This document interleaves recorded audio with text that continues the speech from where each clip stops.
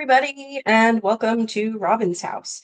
Today I'm working on the Everyday You and Me Scrapbooking Workshop Kit, and the featured technique is adding color with blending brushes. So in your kit comes this hardboard embellishments, and you just pop them out of the hardboard and they're ready to attach to your card.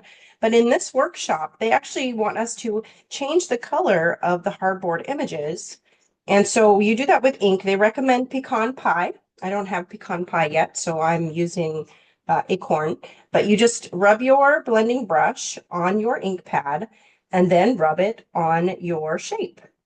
And so you run it over a couple times. It's also, you're going to see a fun technique of the negative space that you can get when you're doing this technique. But it's a real good, easy way, inexpensive way to change your embellishment, fit what you need it for. So a very cool technique under there. But this is significantly darker than it was in the paper. So that is how you can change your embellishments to match your projects. So thank you so much for watching. Happy crafting.